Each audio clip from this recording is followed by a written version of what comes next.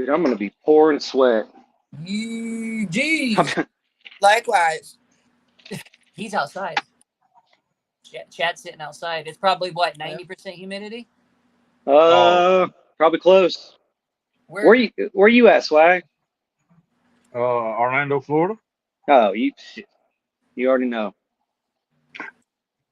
I'm dodging mosquitoes, cuz. That's what I keep looking. I'm doing this. That's what I'm doing. I'm hitting mosquitoes off of me, but I think they've backed off for a second. I got a fan on above me, so. you're outside too, Sweat? Yeah, I'm out of the Yeah, pool. it's a Florida thing, man.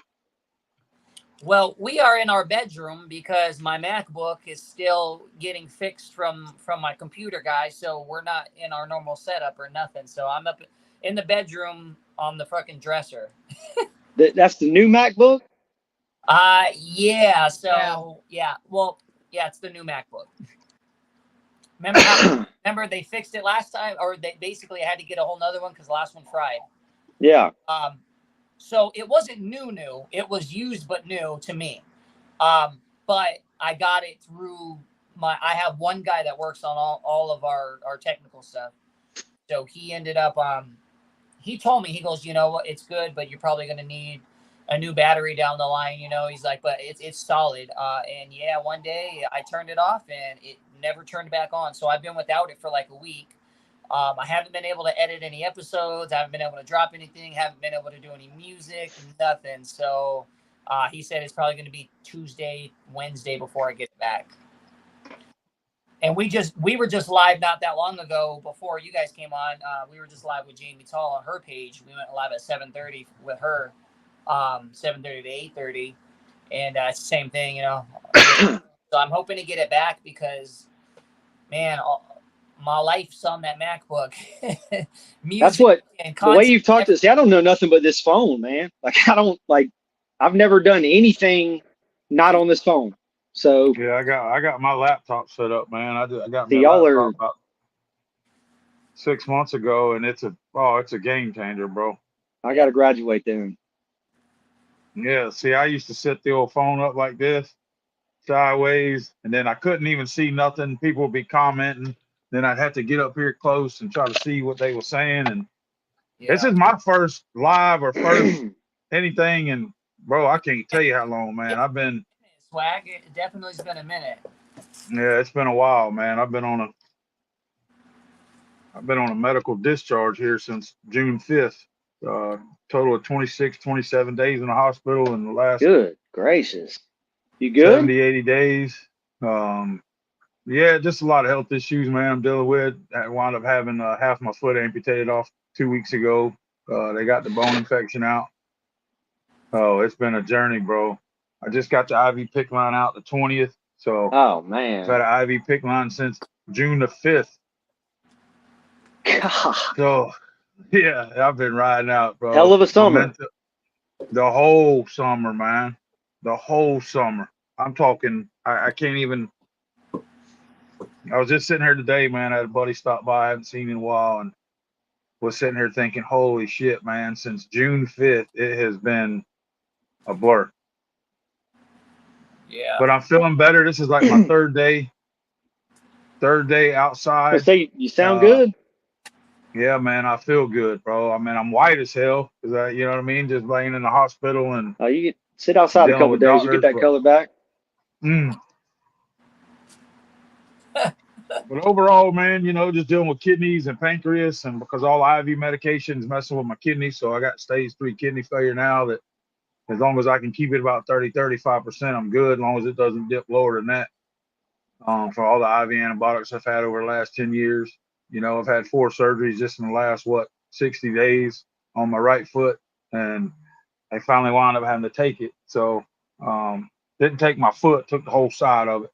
Little toe, the joint, and the metatarsal bone, and just kind of staples and stitches. I get out sometime, maybe end of the week or beginning of next week, and then they cut my Achilles tendon, man. They had to snap they had to lengthen my Achilles tendon, and that's what's bothering me, bro. I feel anyone that has Achilles tendon problem, holy shit, dude, man. I'm like, bro, because I can't push off, so I have to and I got a prosthetic and then one leg that ain't no good. So it's when I'm standing there, it's I was gonna say your gait's got to be a little affected by that. oh I yeah, mean, bro.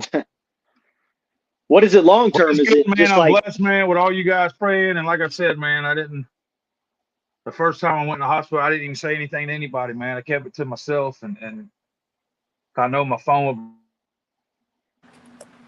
and then I feel like I'm obligated to respond to everybody, man. And it's hard, bro, when everybody gets to calling. And but I appreciate all the prayers and shit, man. We on the up and up now, so I just got to absolutely? heal up and then get back to my groove, man. That's a battle, bro. That's especially that. I don't know. I get so cringy. Like my girl, she's a RN, and just hearing the stories. But like when you start talking about kidneys and major organs, I just get cringed out. Like I can't. They still tell me about some Yeah, there things was people are 3 days going this through, and last time. There was 3 this last time because my sugars would go up high, and then all of a sudden they would crash and drop down to like 29 was my lowest sugar, and they're all holy like, shit. the doctors and nurses are running around. They're like, man, you're supposed to like be in a coma, and I'm like, what? Like, what is going on? Well, my pancreas. They found out for about 2 days. They thought I had a tumor in my pancreas is what was causing all this. So they were going to have to do a biopsy to make sure it wasn't cancerous. And I'm like, bro, this is getting too much, you know? Like there was about a couple of days. I was like, holy shit. And then come to find out what's wrong, man, is my pancreas is making way too much insulin for my body. And once say if I eat something sweet, it'll max. And then when it comes down, it's free so I just falls. gotta watch what I eat, man. Yep. Well, that's I don't care what anybody says about medicine. Food is medicine. So It what you is, bro. eat, It's what how you you put in your eat, body. when you eat, A lot of ice that'll. water, bro. Yep. Yeah. I just got to keep flushing my kidneys. I got to stay flushing them, man, because they only work 35%. And they're telling me that I can live for a long Jesus. time with stage 3 kidney failure as long as it doesn't get below 30. I'm close. So that's what I said, man.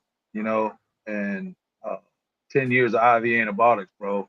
I've had over 25 PICC lines in 10 years. And that's 6 to 8 to 12 weeks IV antibiotics at a time. So it's your body.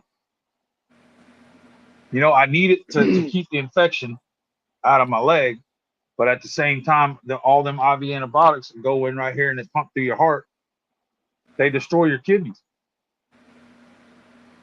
I don't know how. Yeah, got to rob Peter to pay Paul, man, to stay alive. And hey, that's what I told him. Hey, listen, just get it out, amputate it off. I mean, if it's in my ankle, take my leg, give me another prosthetic. You know, I mean, whatever we got to do to get me back where I can at least live my last years. You know, not focused on just because I fought my left leg for 6 years, 16 surgeries, man. It was 6 years of osteomyelitis for 6 years. I fought it. Good Lord. And then they finally wound up taking it. And I'm like, bro, this is too much, man. Like it's a lot mental because all that medicine starts affecting with your mental game, man, because they're putting it IV. You know, Well, that what does that do mentally? Like you have a battle like that for 6 years, and I don't want to say you lost, but for them to take the leg after you've been fighting that long, what does that do to your psyche? Does it just you just feel like, damn, what was I fighting for? It was a relief at the end, and then it was like, damn, if I'd have known this, I'd have just had it amputated off in September of 2014 instead of July of 2020. All the pain you went through, I've just got to get through one more day, one more week, one more month, but and then like, you still end up losing your leg.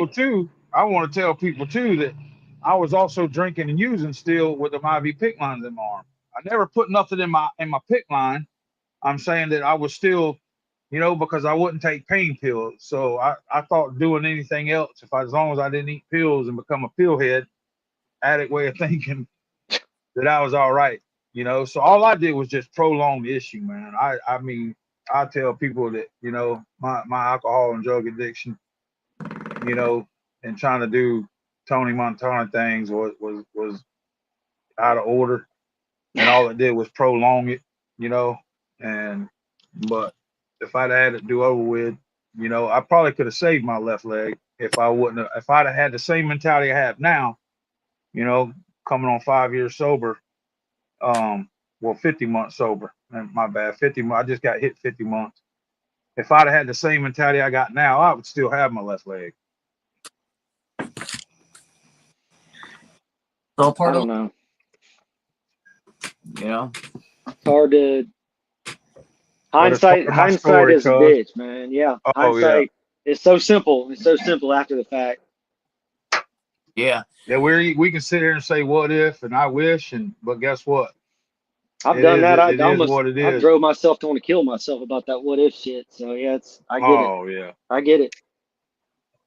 Yeah, I should have, you know what I mean? I'm glad that I'm on the up and up again after going through this shit again. After having about a good year and a half, 2 years, 3 years of nothing to boom. And I'm like, whoa, holy shit, bro. Bro, but you sound good, look good. Seems Yeah, I like you're feel feeling good, good. man. Yeah. So Yeah. Yeah, man. I'm definitely excited that you're on the up and up.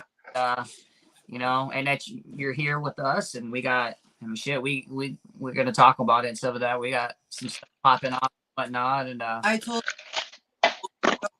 but I know what's up, Bree?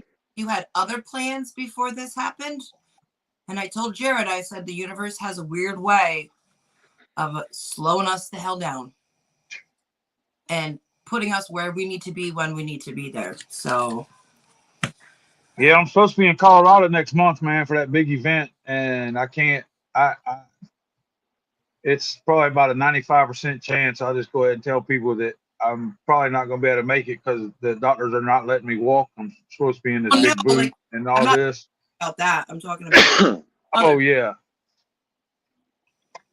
but I got to wait till I go to the doctor to get it on. You know what I mean? So I can say, hey man, that life come at you weird ways, and I just gotta, you know, I really looking forward to going out to Colorado Springs and speaking, but I have to just get them on the next go round. Brianna says hi, Chad. Hi, Chad. He told What's you. up, Bree? I heard him say hi. This is up on our mirror, Jody. I was I gonna say can't. that too. I can't see that. Oh, Read it the to me. I can't see it. y'all? Little love note to us. Oh, love note. Yep. Okay. Oh, that's when they came and stayed with us. Okay. It hangs up on our mirror. No shit. That's cool, man. Yep, we got home and I slid it up on the mirror with other, you know, it's a good reminder that there's people out there. Yeah. And that was, I like doing little things like that too. So that was, I appreciated you leaving that note for us. Oh yeah, of course. If you're I'm a hopping, big old teddy bear. drop a comment. Drop a comment. Let us know where you're watching from, and share the live out, please. Chad, your page has been deactivated for a little bit, huh? You just came back on social media. Yeah. Take a little break. A little detox. A little social media detox. Yeah. How'd that feel? Huh? How did that feel? Bro, it's good. Like you don't want to come back sometimes. But then you do, and you're like, okay, now I see where I need to be and what I need to be doing. But it does it just to unplug, man. It feels good. It does, because we get pulled in so many different directions, and sometimes we don't even realize it. It's just you're just going with the flow so much that you forget what it is you're doing and what the lane you're supposed to be in, and then you step back for a second and it's just kind of like, okay, everything centers. I don't know, you're just more, I don't know, I feel more aware. I just feel like that I'm just in every moment that I'm in, instead of just constantly with the phone in the hand. And it's good, man. I don't know. I just feel like that's gonna be a part of the program. Yeah. Oh no, I'm just gonna get me some more water. No, we're sharing the live out and monitoring and comments and all that. I was going around to everybody's live real quick. Okay. No, man. Sometimes that's what we need. Sometimes we need to take that little break and just reset and realize what's important, that we get caught up in the small stuff that doesn't matter in our day-to-day life. Yeah. Yeah. No, man, I took how long a reset? Yeah. You know, how long? I took one hell of a reset. Yeah. I agree. Yeah. I thought he was asking Chad how long. Chad, how Oh, long did you no, stay off? Well, a month. I don't know. I don't go very long. It's just that I didn't realize it was off one day. I was texting him. I'm like, yo, go check this out. And he goes, oh, I'm not on Facebook right now. I was like, oh, shit. I didn't even know you left. and that's the thing. It's just like I just have a moment and I'm like, all right, bye. And then that's it. Yeah. Step back and people are texting me like, hey, did you block me? And that's listen, that's to me the funniest part of all of it is everybody makes it personal. Like it's all of a sudden it's the first thing they think of. It's not to check on me or wonder what's happening. It's like, bro, did you block me? And Yeah. my response is, why would I do that? What do you mean that I block you? I said, no, bro, I'm just off of it. I'm off Facebook. Yeah. I tell people all the time, I don't have to be friends with you on Facebook to be friends with you in real life. And that's the thing. It's like, what is that the benchmark for friendship? Facebook? Is that how we measure? That's the measuring stick. You're my friend because Oh. if I can't see what's going on Facebook, then I don't know. It's weird. It's weird. Yeah. Some people You're just not commenting on nothing. in all of our life. You know, I can be friends with you in person, but I don't need you in all of my business on my Facebook. And some people don't understand that. And that's what's crazy.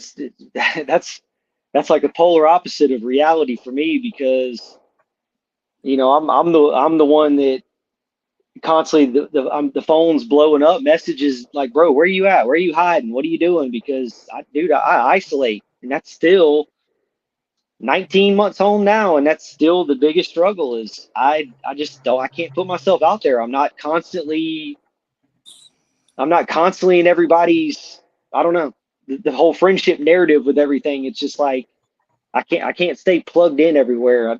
I do better by myself. And I mean, it's hard sometimes because it frustrates people because they're just like, bro, I want to see you. I want to hang out. And it's like, dude, it's not that I don't want to. It's just that this is the space I'm in. I don't know how to make you understand it. Like, I'm not going to social butterfly. You're not going to see me out. You're not, it's going to be rare encounters, but I don't know.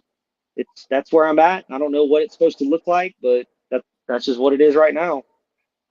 Well, Yes, sir. once we get this shit going, you know, that's going to be, you're going to kind of be forced to be out in there. Well, that's different. That's different. Yeah. It's when you got, when there's an objective and but just floating around. Yeah. I don't know. Yeah. I'm just not, that's just not my thing. Yeah. No, I know. Sometimes I gotta pull you out of it too, you know? You already know. Yep. Oh, trust me. I tell you every day, man. So I know when something's off or when you're doing that because, you know, we talk every day. So it's just, it's a battle, man. Yeah, but I got a big sword though. I swing a big sword, so yeah, I'm gonna win. Yeah, well, you know, we got you know, for people that are watching this like that, we got a couple things going on tonight. But I mean, shoot, I guess we could just talk about BAM real quick. That way we can knock that out. Let's go. Good with that. So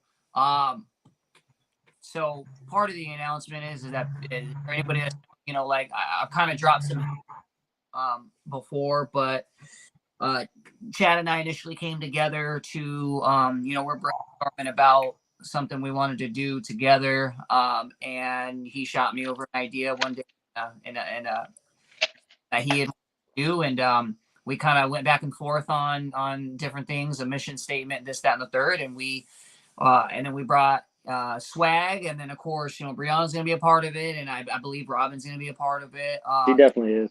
Got a couple other people behind the scenes and whatnot, but we decided to create an organization. It's called a nonprofit. It's called Operation BAM, and it's BAMN. Sorry, and it's by any means necessary. And it's gonna basically, I'm gonna pull up my phone because I want to read the mission statement. But basically, we're going to be kind of working in just helping like a transitional period between people that are coming out from prison, people that are coming out of detox, people that are trying to transition into society, helping with resources and whatnot. But like I said, you know, I'll let Chad jump in on that here in a minute and whatnot. But I'm going to read our mission statement. And Operation BAM, by any means necessary, is a movement relentlessly focused on eradicating the social stigmas, I was gonna tell you to put it there so it looks a little more like you're looking at the camera. I'm reading. They know I'm reading. Surrounding addiction recovery and recidivism, we develop a roadmap for transformative, sustainable recovery from substance abuse. We engineer a blueprint for the successful transition from formerly incarcerated to vibrant, productive member of society. We foster a non-biased, nurturing community support system where accountability and transparency catalyze healing, hope, and transformation. By any means necessary, we will fight the chains of addiction and recidivism. So, what does that mean to you, Chad, when you were thinking about this and, you know, you shot this idea over to me? What was kind of going through your mind? I mean, not just going through my mind, but just it's a reflection of my life. Just I did nearly 13 years in the Florida Department of Corrections, and you know, you do that kind of stretch of time. You spend I've spent 95% of that time focusing on what freedom and what that day of release would look like and what it would feel like and how effortlessly and seamlessly I would just transition back into society. And you know, I would just pick up life. You know, I went in at 27 and I step out at 40. But regardless of that, I'd flow effortlessly back into society and, you know, find my place and be successful. But that wasn't reality.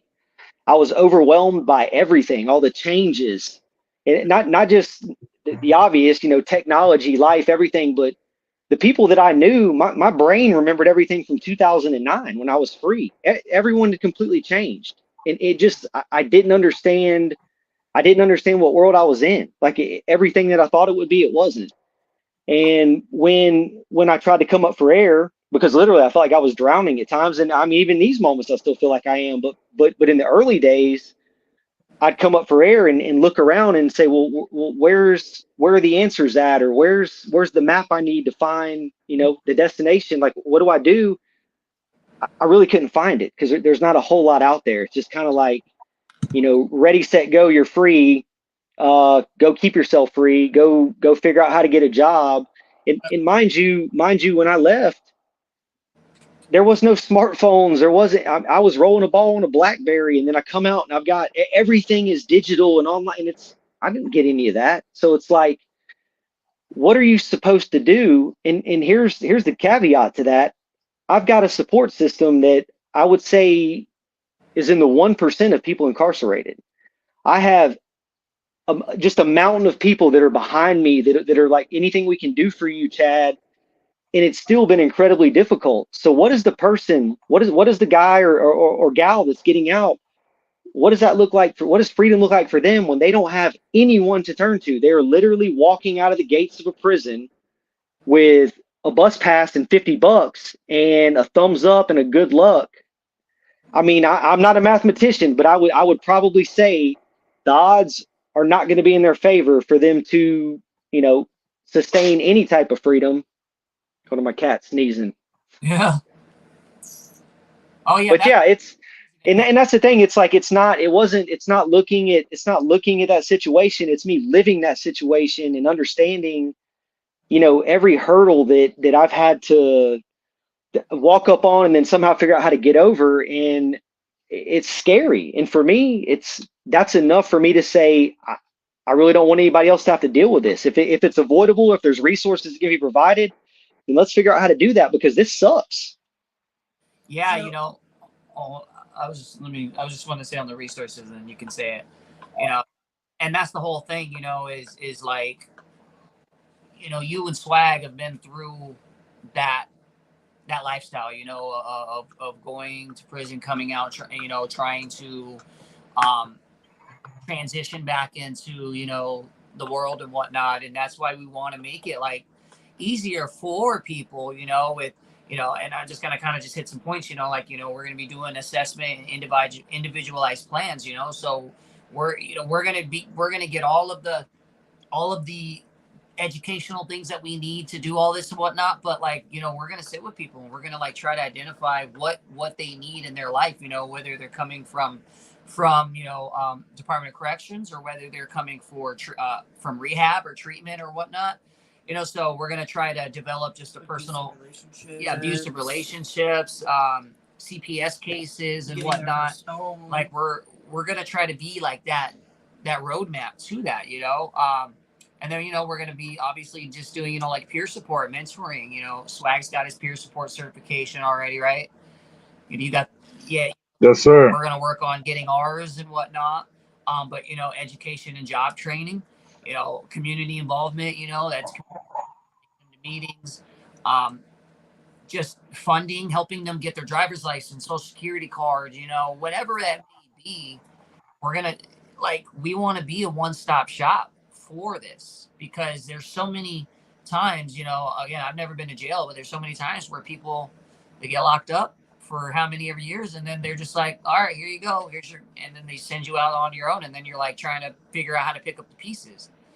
And we want to be able to be there in that process, be able to, help them get a job. Just I don't know, man. Like when Chad told me the idea, it was just, I immediately knew that it was like something that was like ordained from something higher than us. And I was like, dude, no, like this is it. Like, let's do it. And we went back and forth for a hot minute on names and ideas and what are we going to do with this, that, who are we going to have on, and like I said, like with Brianna, like she's going to help with like CPS cases and like drug court and probation and just things of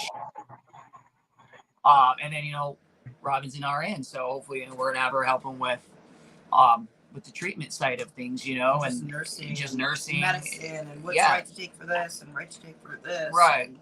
And then of course with Chad and Swag having their backgrounds and whatnot, so like we all have something to do when it comes to it. At the end of the day, like I don't know, like this is just something like there's programs out there that are similar, but I don't know, something like feels different for this, Well, the thing about those programs, man, they're not pushed in DOC.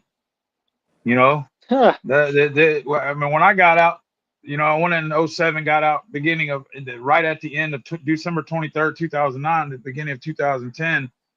They didn't give us any options for, like, I don't even remember going to class to learn how to do anything to get out. Like, it was just, man, I'm getting to my date, I'm getting to my date. So I'd kind of just sit on my bunk. I wouldn't do anything.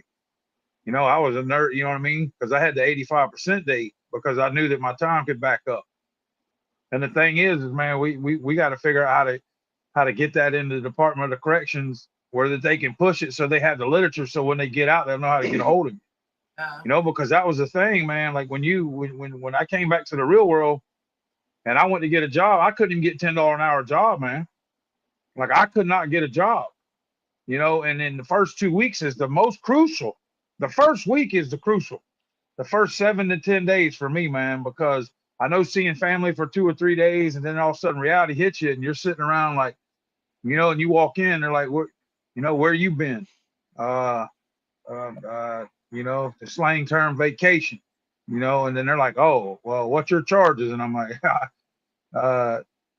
yeah, and they're like, oh, well,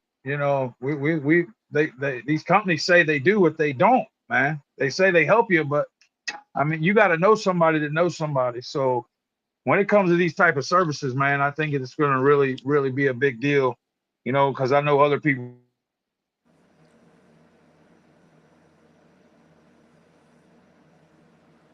Did we lose him? I don't know. No, that was Chad. Oh, he froze for a moment before, and then he came right back. He's still frozen. But I'll jump in what he's talking about. Like here's the other concern. It's not just the person that's incarcerated currently. It's their family and support system. They're sitting around, on their hands, not knowing what to do because they've never been in a situation like this.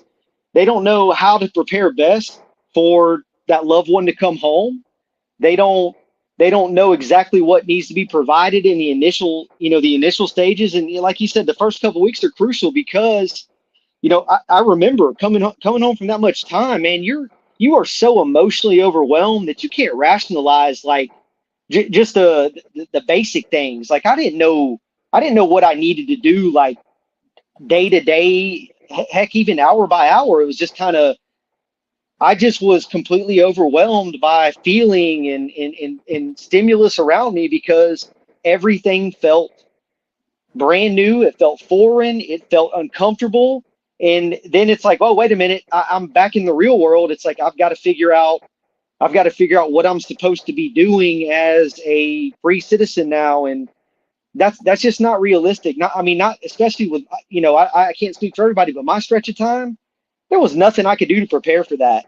But not only that, it's just like, now being on this side of it, having the conversations with my family and people that support me was like, what did you expect? What did you expect my last 6 months? And, what was going through your mind? And then once I got home, and then now you've seen me out, and it's not just that you've seen me out, you're now seeing me struggle with everything I've been through, because now one chapter's over, but that doesn't go away. It's like now I'm in the second chapter, but I'm carrying the first one with me and trying to figure out how this is going to be put together and work. So, part of like me being on social media, and this is the honest to God truth. I can't stay off that long because I can't tell you in my Facebook Messenger how many moms, wives, sisters, aunts, uncles, husbands, brothers message me because they got a loved one that's locked up, and they're like, Chad,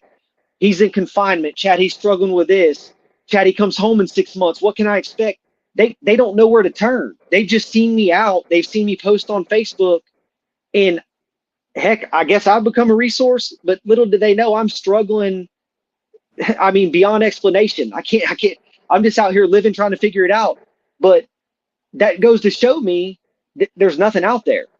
The things that we need, we're going to have to create, because if you're just out there reaching for ideas, people, whatever, to help you figure out what you're supposed to do or how to get through it, then that tells me all I need to know, man. What we need to do is not being done. So we're going to have to do it ourselves. And that's what with me, with like the whole by any means necessary, it means just that. I don't care about, we're taking off stigmas.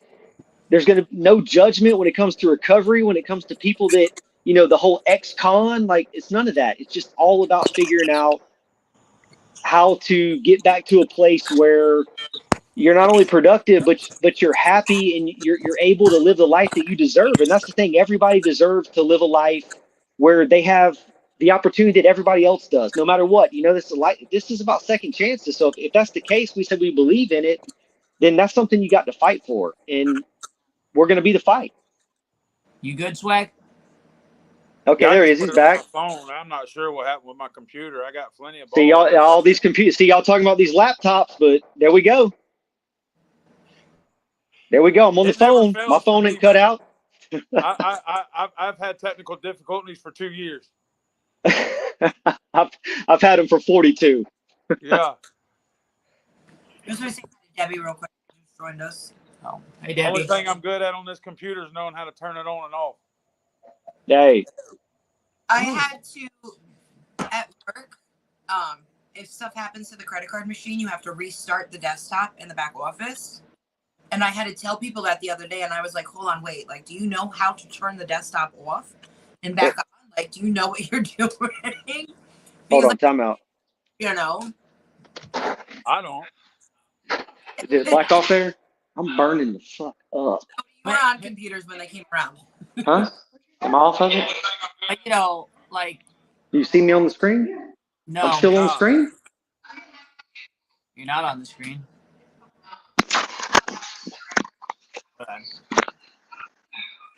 Cat was probably done.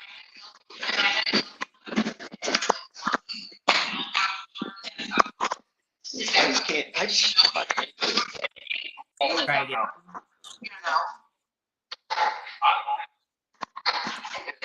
water. Bring it for water.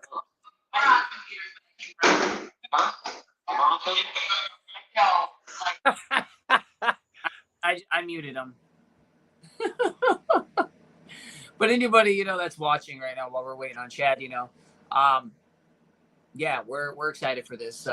There's a whole lot that can be said about it, and that I don't know, like I'm excited, Swag. I'm excited because I have you back and to kind of see where this is gonna go and whatnot. I don't know if I don't think I told you, maybe I did, but one of our supporters offered to pay for our 501c3 501c3 completely. So That's huge. yeah, and he's actually not just a supporter, but it's going to be one of the partners as well. Operates one of the biggest treatment facilities in Pennsylvania. Wow. Let me get you unmuted, Chad. Am I muted? I muted you because Thank you. it was a little chaotic in there, so I muted Dude, you. I ran it. I ran it. I'm sitting there talking to her. She's like, "What are you doing?" I said, "I'm hot. I need water. I'm burning up." Then all of a sudden you hear, I said, "Can you?" I'm talking to her. I'm like, "Can you hear me on the screen?" And then you pop in. You're like, "I can hear you." That's why I muted you. But yeah, I was just telling Swag, one of our part, someone that we're going to be partnering with, offered to pay for our 501c3 and whatnot. And like, that's huge, someone that believes in us. And, he owns and operates one of the biggest treatment facilities in Philadelphia. And, so, he's going to be opening one up out here in New York and whatnot. So we're just, dude, we already got, like, we haven't even launched yet. And we already got support. Like everyone that we've met through the podcast, all these different people that have or that have, treatment facilities and whatnot that are interventionists. Like they're like, when you guys are established and you guys need, partners, just go. And that's just who we know. That's not who Swag knows or who Chad knows or anything like that. That's just who me and Brianna know. Yeah, locally, I've partnered with law enforcement in Escambia County. I'm a part of a program that the actual sheriff of my county, he founded, created. He's completely behind, is involved in the week to week operations. It's called the Blazer Academy, and I speak to that group every time they bring in a new cycle of participants, and I go in and I give the whole cautionary tale, but just. I'm assuming, and Swag, I mean, I'm sure you can probably second this, but there's not a lot of people who made, terrible mistakes in their life, who had to go pay a consequence and that being incarceration, that have got out and have just said, hey, you know what? I want to fight back against this. I want to be an advocate for the problem that I participated in. There's not a lot of that. So when people see somebody who's gone through it, who is in their own right, still trying to figure everything out. But my reflex, the only thing that I've been good at that I can do just complete reflex is, bro, I want to share all the mess that I go through. I want to share the bad decisions I've made and the consequences that I had to face, because when you have suffered, like when you have really just done some things that I live with regret still every single day of my life. And because of that, you feel that pain, you learn how to exist with it, you still figure out how to carry on with your life. But the other side of that is, damn, man, I don't want to see anyone else deal with what I dealt with, and I damn sure don't want them to inflict that on the people that care about them, because that's what hurts the most, is that the things we do, it don't affect us, just us. There's so many lives that are changed forever because of that. Yes, John, we are. We're dating, John. Somebody asked if the three of us were dating. Yeah, we are. We are. Which three? Us three on the screen. Us four now. Three on. Yeah. John Gotti. I don't know if he's trolling or if he's. If you want to get in on this throuple, you got to message me. Okay. There you heard. Y'all heard it. Yeah. No, we listen. I've got to turn my mic on because it's not. Your mic? Hold on. I can hear you. I hear you. Yeah, but I'm like yelling into the phone, but it's not. I don't hear anything in my ear anymore. Yeah. I don't know what I'm doing. I'm just gonna roll with it. We listen. It's gonna be September, so I really want to push by January to have our 501c3 filed and whatnot, and for us to launch this. We've kind of been. Chad, we kind of been slacking a little bit, so I know we really need to get a board meeting call. We need to get into. We all need to talk, all of us, and start putting it down. Especially now that we have somebody that's willing to help us with the 501c3 and all that. So, I agree. So my goal though, yes, is by the beginning of the year to be established, like on paper, and then hopefully by summer we can kind of be in full force with it, And and we're all gonna Dad's gonna have his resources. You know, like he's gonna be you know a friend, quote unquote, for like down in Florida. You know, we're gonna be up here in New York. Swag. I don't know if you're gonna be back in Michigan, but if you are, you're gonna be up there in Michigan doing the damn thing. You know. And so that's kind of like what we want. You know, we want people that are going to come on that are like in states to work to do what we're going to be in each of our own states.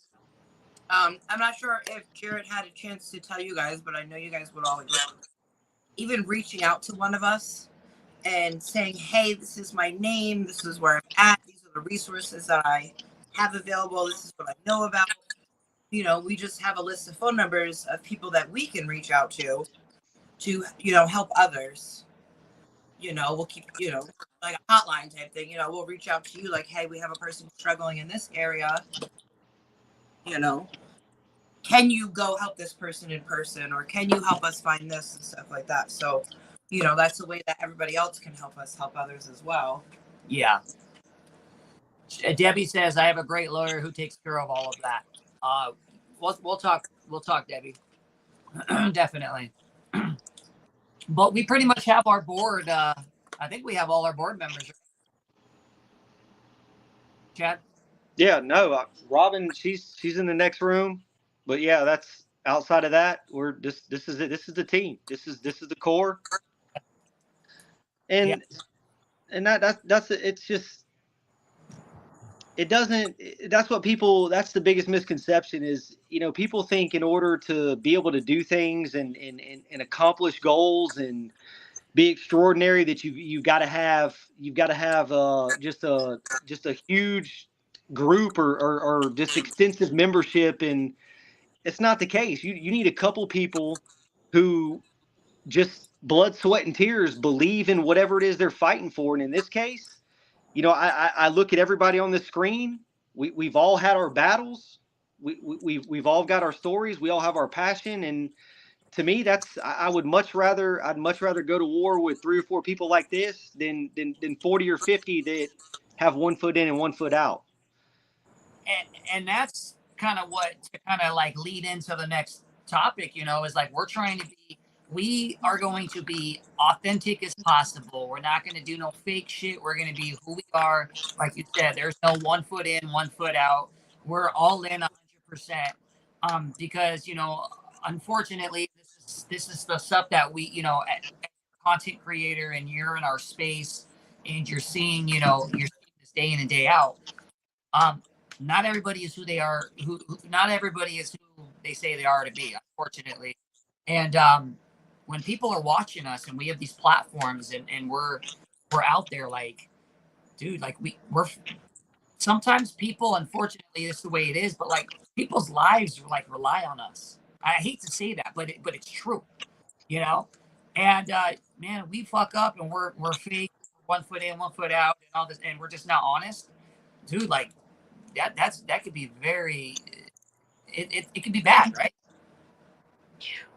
Well, I mean, I'll speak on the whole prison genre, because, and I don't mean no disrespect by this, but half of these dudes out here that are on TikTok and they're telling all these war stories about the chain gang, they've done half my time. They didn't do the time like I did. They've never been in a dorm that they've run. They've never done it. But I see them telling all these stories because at the end of the day, all they care about is attention, likes, clicks. They don't care about, they could really give a shit about helping anybody. They could really give a shit about exposing just the disgustingness of Department of Corrections in every state. It's nothing about, they want to glorify prison. And it's hard for me to sit here and listen to a dude who did 40 months and 30 months. Okay, cool. I did 160 months. Like, there's nothing cool about doing time in prison. So yeah, I'm not in it for that. I'm in it to say, you know what you do when you make bad decisions, you go to a shitty place called prison for a long time. It messes your life up, and everyone who cares about you, they're affected by it. Let's talk about the things that make a difference. Let's not talk about hey, I'm cool because I spent a lot of months in prison. There's nothing to talk cool about with that. Like the whole give me the attention crap, that's what makes me get off of social media. Yeah, it's out of hand, man.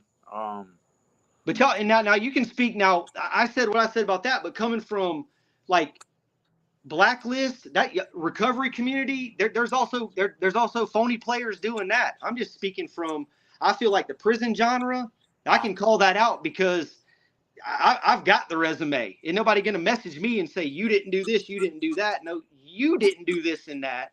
But y'all, that I've seen some things that I want to know how y'all feel about it. Yeah, Swag, go for it. Well, the thing for me, man, is I've always kept it real and raw, and truly authentic to who I am. The one thing that gets me is when people get on and spread a mess, knowing that they have a hell of a following, knowing that that mess is going to affect those people that are listening and watching, posting and promoting the stupidest shit that I've ever seen in my life, and not realizing how much it's truly hurting someone that is suffering. For me, like Chad, for me, man, it's pitiful. A lot of them, like you said, you do it for the clicks, the likes, the donations of money. If you like me, support me. But let me ask you, when you're getting supported and people are handing you stars, what are you doing with that money? You know, what are you doing with that money that somebody that may be struggling at home, that most of us live week to week, you know, in our lives, that someone's going to donate you some money? What are you doing with that money, man? You know, does that go back into your community?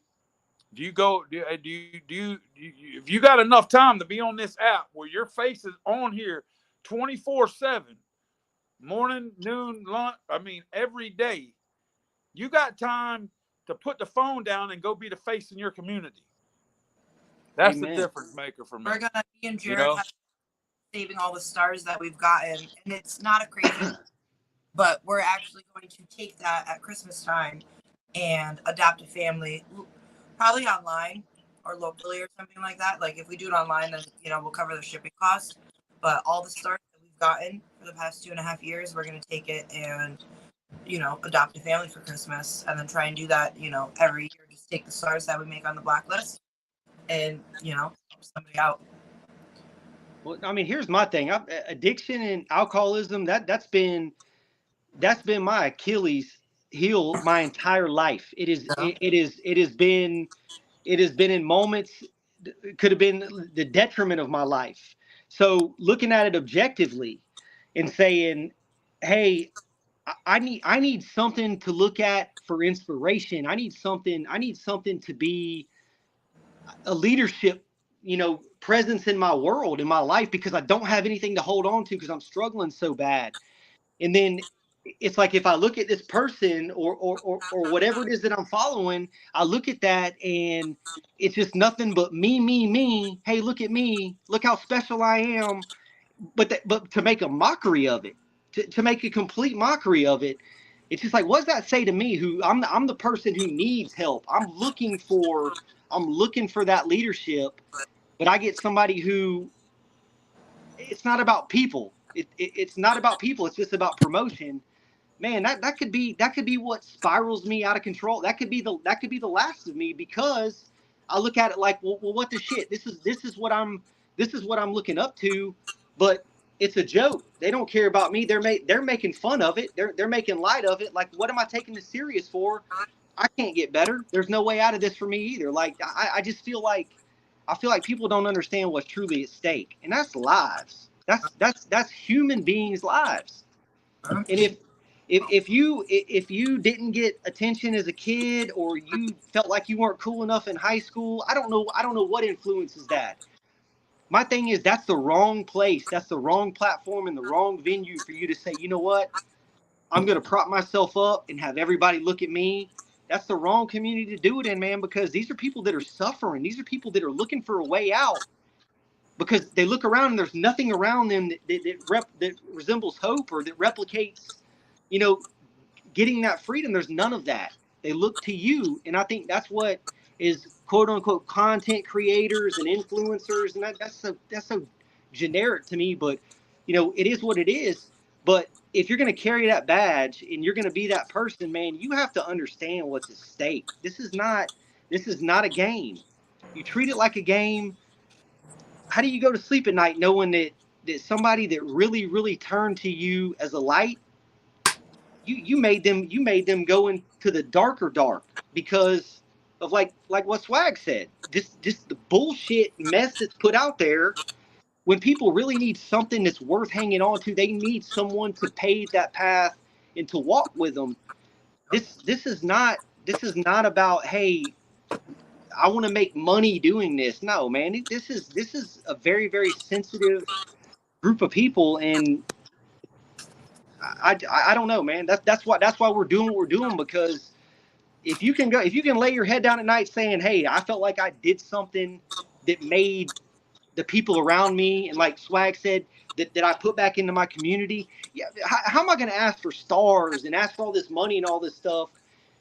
And I don't not once say, hey, all the money that I take in, I'm going to put into this group or this organization because, you know, they put together so many programs for people in need, or I'm gonna donate a portion of this to this foundation or this charity because I believe in what they do. Never a bleep out of that. It's just give me, and then when I get it, I'm just going to continue the BS. And if I'm babbling, I'm just it's been frustrating, man. That's why I jump off of social media, just because it's a joke. Yeah, it is, bro. Every time you get on, I mean. Thank you, Sabrina. Thing about it, man, is I just pray for those guys. You know, they don't realize, man, the hurt they're putting. You know, some of the comments, some of the posts, it's like, wow, bro. You know, I mean, I'm just like, dude, I'm not reading what I'm reading, am I? You know what I mean? Like, people that are truly hurting are reading what you're saying. They're following you. Yeah. You know, and then at the end of the day, man, you'll get on and say, man, if you support me, send me. You know, and the thing about it, bro, is we're all trying to live. And I remember when I first had merch and stuff come out, you know, and people were like, man, you're trying to make money off of it. And I said, man, you guys don't see anything behind the scenes. Before I had TikTok, before I had social media, I was in my city. I didn't even know what TikTok was. I thought my kids were drunk and high in the front yard dancing around with their phones like this one day. And I'm like, yo, what are y'all doing? They're like, oh, we're on TikTok, Dad, you know? And I'm like, what? You know, and I didn't even know what it was. And then I got on there, and then I hit recovery one day and seen a platform that at the beginning when I got on TikTok and Facebook and Instagram was amazing community. And then all of a sudden, bro, it turned individualized. Man, Cartoon characters. I got this. And I got this. And I was like, hey, man, that's cool. You know, you're an amazing face on here, which you have an amazing amount of followers, you know. But what you do on this app, you can do the same thing in your town. Your town's hurting. Every town in America's hurting. Yeah. You know, the kids in high school, you can speak at bro, you can go to any Celebrate Recovery, any AA, any AA home group, any AA thing, anywhere in Central Florida or Florida, and speak anytime you want to speak to others about sharing your story and testimony that's going to help someone else. Yeah. But the thing is they want to get on here and spread a mess, and it is a mess. An ego thing, man. It creates these cartoon character egos that honest to God, half of them, and I don't know. I'm just saying, when I say half of them, numbers don't mean nothing. But there's several people in that genre and in that community that they have allowed whatever it is that they've created to put out there for the world to see, and this attention-driven content. They don't even know what they're doing anymore. They don't know who they are. They really don't know what they believe in. It's just that, hey, I've got to continue to keep the limelight squarely on me, because at this point, that's all that matters.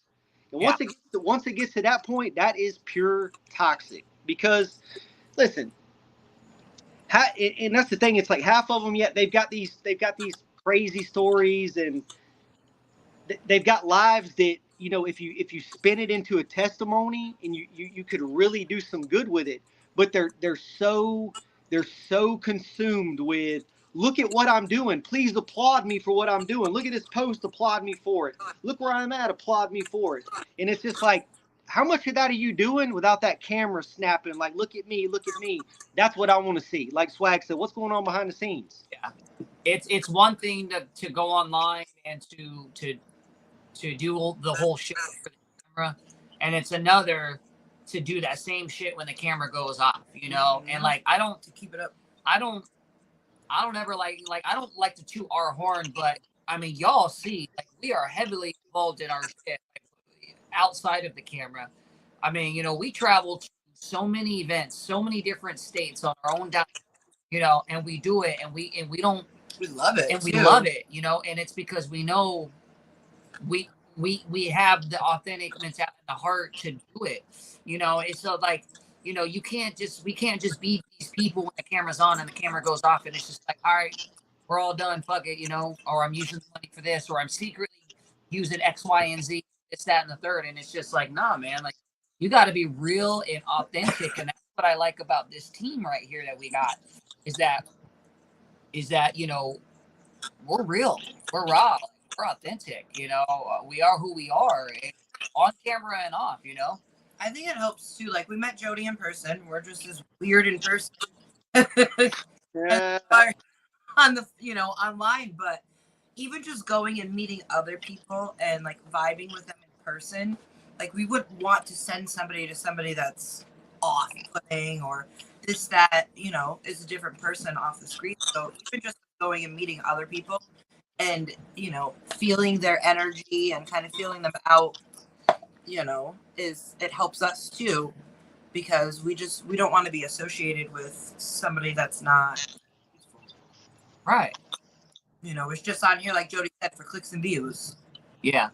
You know, we Yeah. want somebody that wants. It's like, dude, what do you do when you put that camera down?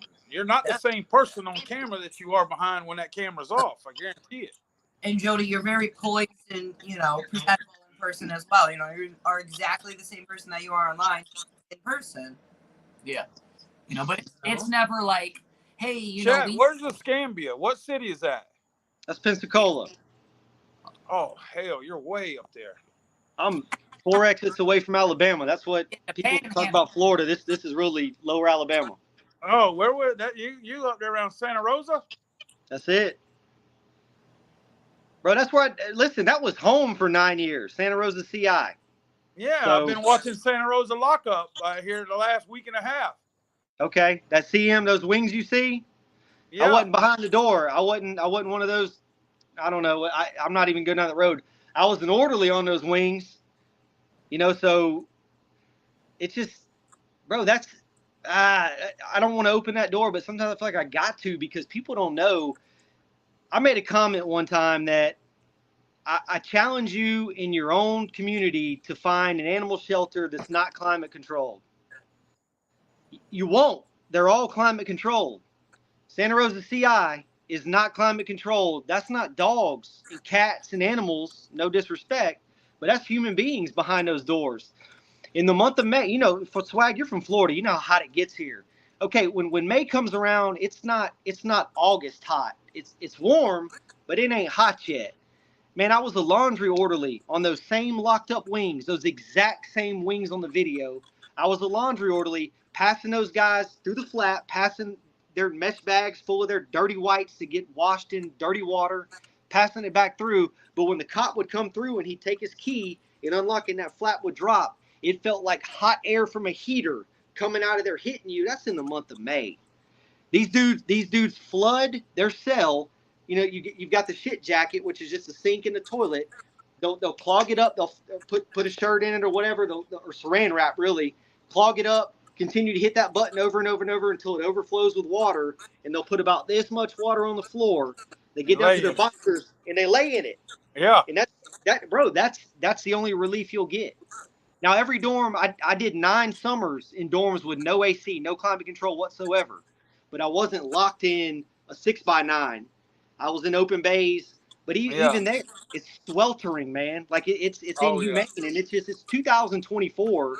Florida, Texas, I think Virginia. There's still a handful of states that their old institutions are never going to have AC. And it's just like, man, it's there's not enough awareness around that. Now, the people that have loved ones in those organizations, they're fighting for it, man. I see I see the stuff on Twitter from the group Florida Cares in my state, in our state, and they're trying to put that out in front of any set of eyeballs and any ears that can hear it. That there's human beings, man, that are literally living, lesser than animals. Because, like I said, the animal shelters here, man, they got AC, so it's bad, man. And that's what. It's raising awareness. It's helping people who, and this is what I get all the messages behind the scenes, man, about, moms with their son. They're looking for any bit of hope. Chad, he's got 4 years left. Like, what do I tell him? What did you do when you were at that point? And it's just, those people, man, they're hurting. And all I can think of is my mother. My mother, when I was going through it, she had nothing. That's what I want to be, who my mom did not have. And I've told so many people that have messaged me, like, I do what I do because I want to be that voice of reason for my mother who didn't have that voice of reason. So, people that know suffering, man, you felt the flames of that. You don't want anyone to even feel the heat of it. That's the difference. It's just, if we're not here to help people, then what are we doing? None of this matters. Exactly. None of this matters. What you think I want to be remembered as telling horror stories of prison on TikTok? That like that's my legacy? No, man. I want to tell people, like, don't be stupid enough to make decisions that I made and suffer consequences that I unnecessarily suffered. And if it ain't about trying to prevent people from feeling what you felt, then damn them, man. Like, I'm not gonna play that game. Let me ask you this, because like you said, with all the crazy shit that you said, y'all know what's going on with Wade Wilson? Oh, Jesus Christ. Swag? Yeah, the tattoo, what do they call him? The TikTok killer. Yeah, with that face tattoo or whatever. Well, I mean, I can tell you, and we've JD DeLay, y'all know him in that scene. Like, he talks about the swastika tattoo that the kid got in county jail. He ain't spent a day in prison yet, but he's gonna land. Well, here's the thing, I'm 95% sure he's gonna get the death penalty, which he deserves. I'm sorry, but you can't cold-bloodedly kill 2 women for no reason. There ain't a reason to do that, period. But for him to be like, I don't know why I did it, I just raged out. But if he does not get the death penalty and he goes to general population in Florida, JD DeLay said there's a particular gang and organization that's probably going to, they're going to have, everybody's politicking about it now. And I know how that goes. Like, every gang, every head is they're coming together, politic, and say, what's out of bounds, what's off limits, who plans on doing what, because this is a super high profile case. This is a sicko, and he's got some messed up charges from his past. But, that little swastika on his cheek, he probably thinks it's cute. But he's going to have to answer to some people that, they're not going to agree with who he is and what he's done. So. And this is the shit that's behind it, of the question being asked is like, what do you think would happen to him? Is because, like, man, like, people think like going to prison is, it's the coolest thing in the world. You go to, again, I don't even know it, but yeah, I'm gonna go to prison and I'm gonna rock my sentence and I'm gonna rock with my guys, this, that, and the third. But it's just like, like, everybody glamorizes that, and it's different behind bars. And it's like, like, you guys been behind bars, so like, what it's like behind bars compared to like me being on the outside looking in, and all these wannabe gangs and these wannabe people, and I'm gonna be good in prison and this, that, and the third. And it's like, who would want that type of lifestyle? And then it's like, yeah, like you said, like, what do when he goes there, like, he's probably already got a hit on him, Santa Rosa is the worst of the worst. Oh man, that's what I tell. Listen, that was home for 9 years. But if you Google Florida's most dangerous prison, it's Santa Rosa CI. It says that every time you pull it up in Google. That he better hope he doesn't land there, because just because of. And here's the thing in there, like, there's and I'm in prison, I'm a neutron. I'm neutral. I'm not a gang member. I'm on my own. I'm not affiliated with anything. Even some neutrons that have some influence and maybe access to resources and funds, and they're established in there. this is what I was talking about this the other day to somebody. Like, there's going to be a faction of people that are not gang affiliated that are going to say, you know what? I want to be the one that called the hit on him. I want to be the one that paid to have him whacked. And it's going to be unique, man. Like, this dude, I listened to the jail calls, and like he's definitely, and apparently he's having some brain scan done to save himself from the death penalty to try to prove that he had a traumatic brain injury and whatever. But his demeanor, these little cute jail calls where he's talking to his boyfriend and his girlfriends and all this crap, like he's going to be singing a different tune when he lands in the Florida Department of Corrections. Like, it's there's something waiting for him that he's not prepared for, and he's gonna have to stay in protective custody. Well, even then, what do you think these prison guards? How do you think they're gonna turn the other cheek? Yeah.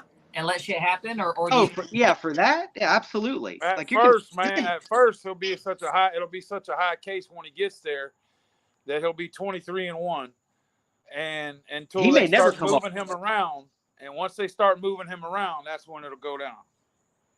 But you'll have officers, man. And we call it putting jumper cables on it. Like, officers would always they'd antagonize situations, man, because they know they get to have a front row seat at just some chaos and just things that they think is comical.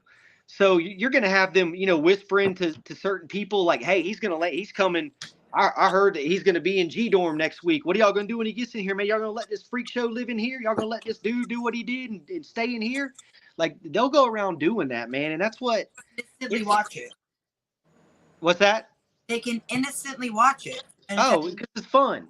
To them, it's fun. It's entertainment. But it's people. And that's what's, it's you live in there and you do that type of lifestyle, and it sometimes you forget, man. Like, you get talked to a certain way, and it's just you're demeaned on a level, and you come out here and there's times where it's like, that's what I tell people, like, having an opinion. People are like, you can't make a decision. You don't have an opinion, because I'm traumatized from that. Because if you have a voice in there, or you raise what about, you have a certain distinction about an opinion, those things have consequences. Like, staff, you can't argue with somebody telling you to do something. You can't just say, hey, I don't feel like doing this today, or I don't agree with what you said. That doesn't fly in there. You end up in confinement. And like I've told so many people, you want a life-changing event, go to confinement for at least 30 days. It's got to be 30, because that's when it starts messing with you. 24-hour lockdown, 2 to 3 showers a week. You're fed through a flap every day. You don't come out for rec. It just starts to, and there's been motions in the courts, and they've deemed that inhumane behavior if a person is subjected to that lifestyle for more than 14 days.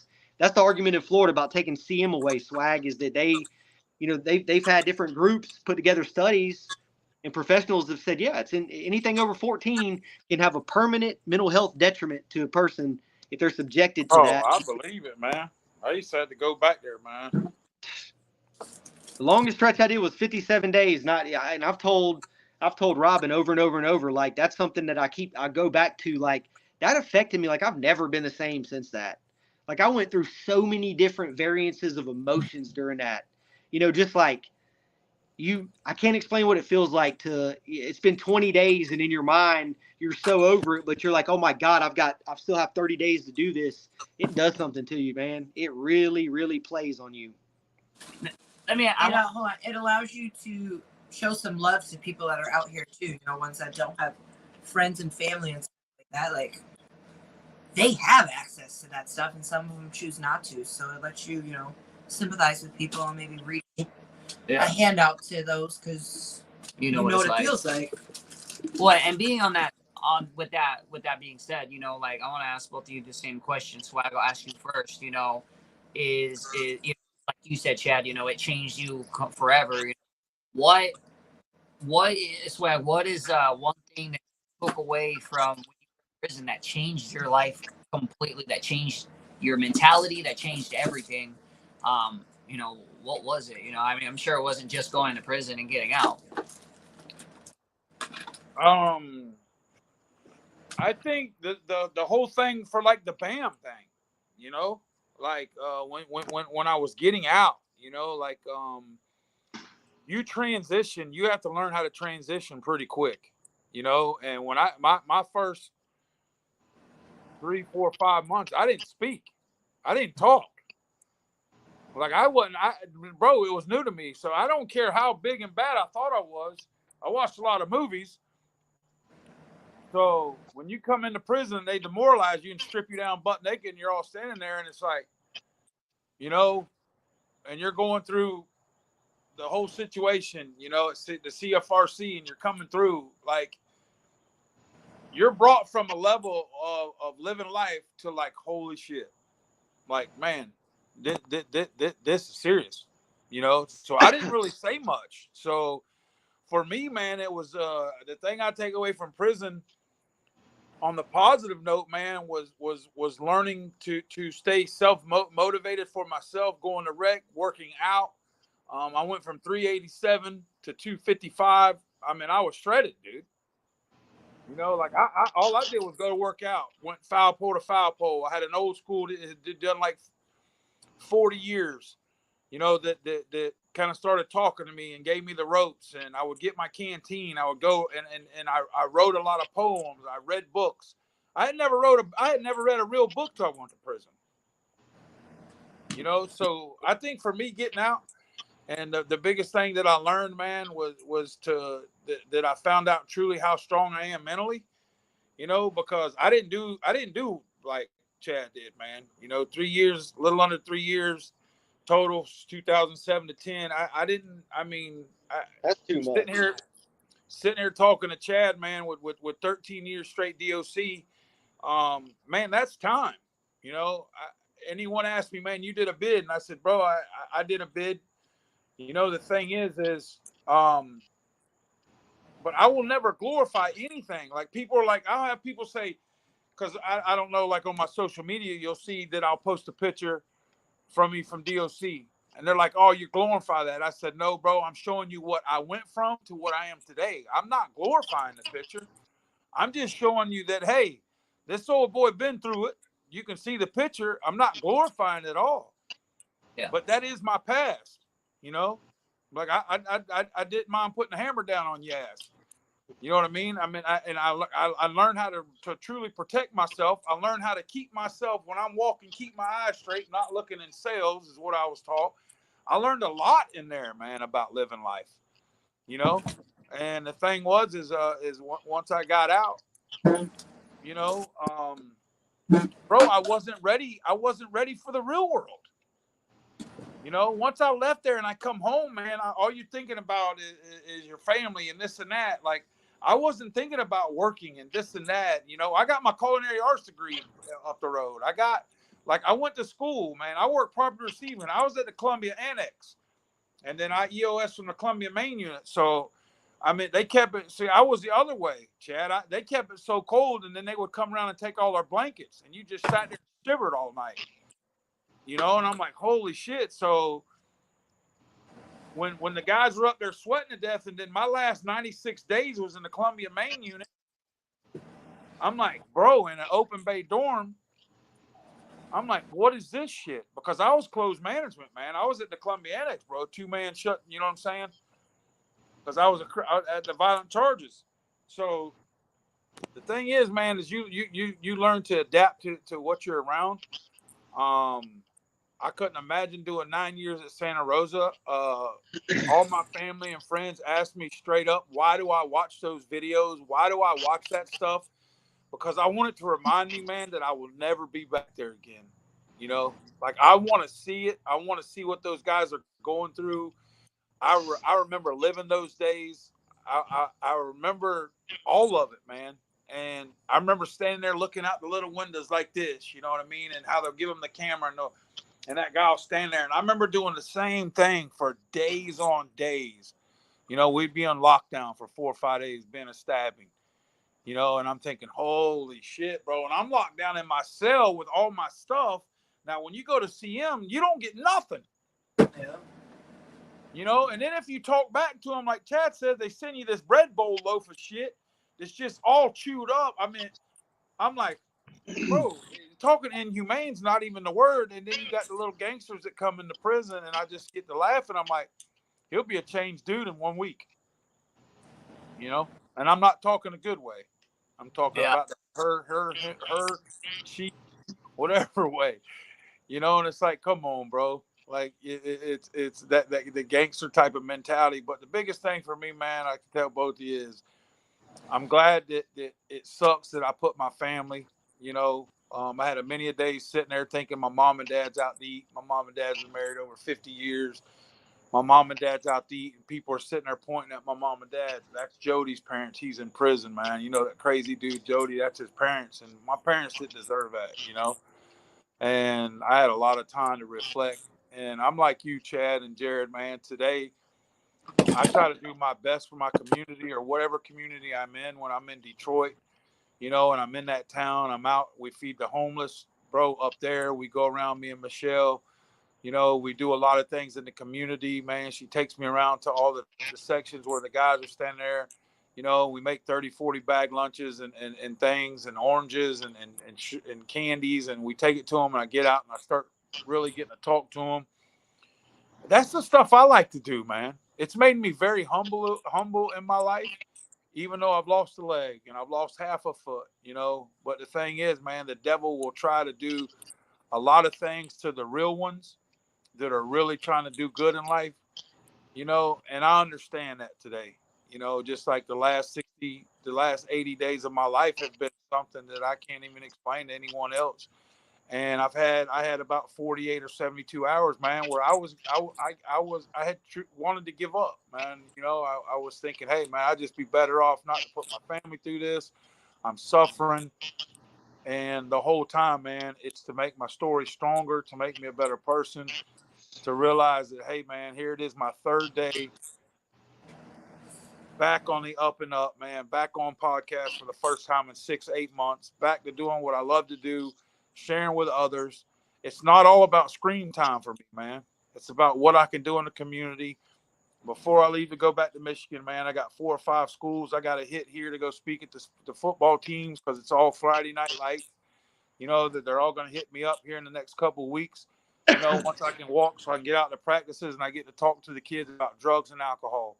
You know, and this is all the head coaches that I went to school with and that have shared my story and know my story in Central Florida. And they're like, Jody, please come talk to the kids, man. Be real raw with them. And, bro, do y'all know how much that means to me?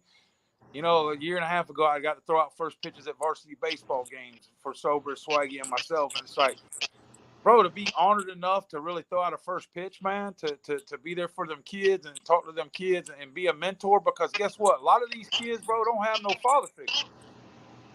And that's the reason we got to do this, BAM. That's the reason that, you know, like my buddy Joe and them have takeover, and they're doing their thing with helping the community in North Carolina and Jersey. That's the reason, bro, that all the people that are supposedly content creators got to do, but they're too worried about making it individualized to see what they can do for themselves. When, bro, we're supposed to be the face of recovery and show people what recovery looks like on this side of the fence. You see what I'm saying? Like, what do we portray for someone that's really sick and suffering? What are we going to do for them to say, hey, man, I'm not going to give up, man. Man, I like what Swag said. I like what Chad said. I like what Jared and Bree said. You know, to me, it's not all about face on the computer anymore, face on here. You know, and it's never been about that. I created a self-image out in my town because that's where I belong, man. That's where I want the people that are sick and suffering to understand that, hey, bro, you can get help. And that's where I stand with it, fellas. So it's been an honor getting on here tonight with you guys, man. And like I said, man, I'm glad to be back with you guys. Likewise, I'm glad to see you out. I mean, you're not doing, you know, you're not back 100%, but I'm glad to see that, you know, you were healthy enough to be able to get out of the hospital. And it feels good. Start, you know, doing what you love out here. Yeah, you're fired up, man. That's why I wanted to bring him on board, you know, with BAM when we thought about it. And I'm like, yo, he was one of the first ones that popped in my mind. So, I think it's something that you need too, Jody. You can tell that it's a huge passion of yours. Oh, You just need that, that focus. I just need to heal. I just Yeah. need to heal, and get back to doing what I'm supposed to be doing. Like I know where I'm supposed to be. God's given me another chance again. So this, my drive again is different. Like I just went through the 80 days of hell. So I look at it like, bro, you're getting another shot again. So I'm revived, man. So I'm going back to what created us, and it's this, getting on here talking about it, but it's also, doing the board and getting on this thing and getting this thing created, and putting the work in for it, because it's a lot. People don't realize, man, there's so much work in this hour and 20 minutes on screen. This ain't shit. This ain't nothing right here. This is an hour and 20 minutes of 23 hours, dude. What do I do with the rest of part of my days? And that's the thing that I try to want the content creators that are out there spreading the mess. Bro, you hurting people, cuz I just, you hurting people, and I don't want to be one to hurt nobody, because what happens is you put those content creators, Chad, they putting them on a pedestal, and as soon as they fall, guess who falls with you? All 130,000 followers. And those fall, and then when they fall, those falls lead to death. That's the thing too. You're perfect to get on a platform like this. Just be honest. Yeah. And if you need help, tell people that you need help. Yeah. Don't lie about it and go do your thing, and then it comes out Act that ashamed and then be holier than art thou. Yeah. Yeah. Chad, same question. What's something you took away from prison that completely changed your mentality, your life completely? I mean, this is something that I wasn't open to just say publicly or to talk, other than the people closest to me. Like this is something I kept sheltered, and that's, man, the prison, just doing that much time just messed me up, man. It just literally, it did nothing. I can't. Yeah, like Swag said, man, I had a program. I ran a daily program, bro. I was on the bars, and I'm the one, that people would look at, and it's like, man, that dude works out. That dude is this. I always had the good orderly jobs. I ran a ticket. I became good at being a prisoner, and that's just shitty to say. And just year after year of that, it was like, in my mind, it took forever for me to even believe that I was really doing that I'm really living this life. And I completely relate to what Swag said. Like it really pisses my mother off. Like when she sees that if I'm around her and I mention a story of prison, or I'm watching a video and it's one of these prison content guys or whatever, and I'm watching, why do you want to watch that? Why do you? And the answer is, I still, like, even now, free this much time, and after I did that many years, I still can't believe that was my life. I literally still can't believe that I did 13 years in that world, day to day, and somehow I'm about to be 42, and I was in my 20s doing that. And it's just, what I learned from prison is it sucks. And I say what I say and do what I do, because, man, if I can keep somebody from having to experience that, then that's what this is about. It's not about anything else. Like all these war stories and all these clicks about it. Like, bro, I could go, and Jared, we've had this conversation, bro. Whatever viral means, I promise that if I put everything I had into doing that I could be one of these million followers that does nothing except talk about the bullshit in prison. There's nothing good that comes from that. There's nothing cool about that. There's nothing to put that. There's no pedestal for that to sit on. That's a horrible way to exist. It's a waste of a life. And to answer your question, I mean, what did I learn the most? I learned that now on the other side of that, and out here trying to figure out what the rest of Chad's life looks like, I want to put a bunch of my energy into making sure that nobody else knows what Chad's life felt like in that shithole.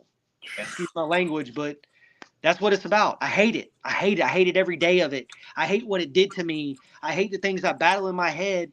And I'm gonna fight to make sure that, families, it's easier for them, man, with a loved one coming out. I want that transition to be as whatever smooth looks like. I want it to be that. And I don't know exactly the program we have to put together, but in my mind, I have an idea. I have an idea of what it looks like not to struggle unnecessarily.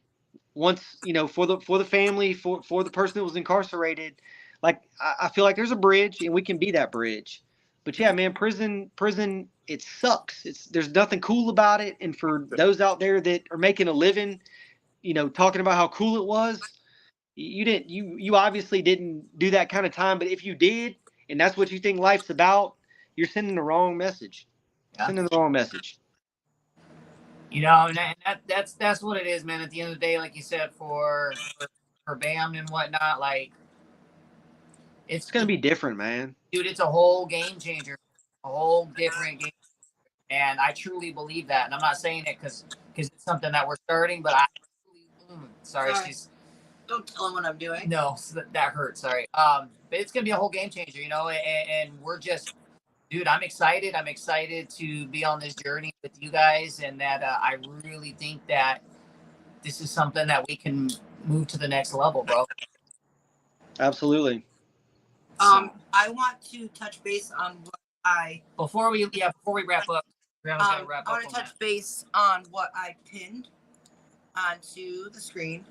It is a website called Next Distro. I found out about it like a month or two ago.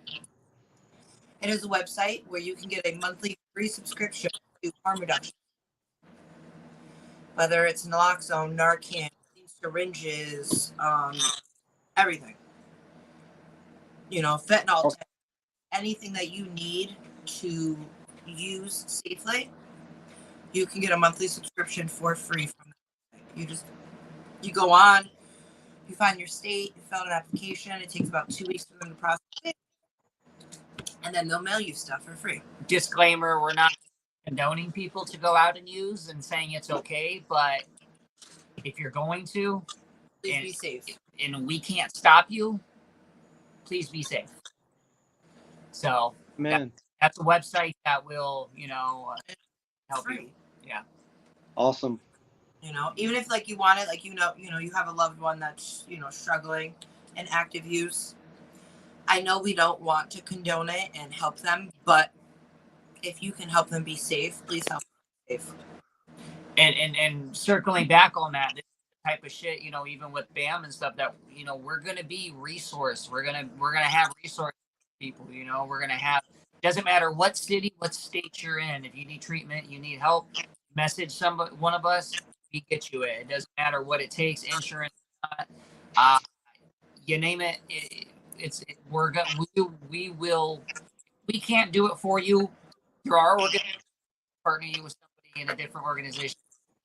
I'm going to be going on there, and I started filling out the application before, but I didn't finish it. But I will be going onto that website, filling out the application, ordering stuff, exactly what it is and stuff like that. I can have that in my hand to show people and tell people exactly what's included and what it entails, and to make sure it's safe too. I'm sure some people are worried about like that. Having harm reduction supplies mailed directly to their house instead of going somewhere and getting it. So I'm going to do my research and my due diligence before we really start pushing it. But if you would like to check it out, it is nextdistro.com. Awesome. Or .org. Hell yeah. And I'm down. Before we wrap up, we made some social media pages for BAM. We're working on the logo right now. Once we get that, we will push them out. We'll share them all individually from our pages.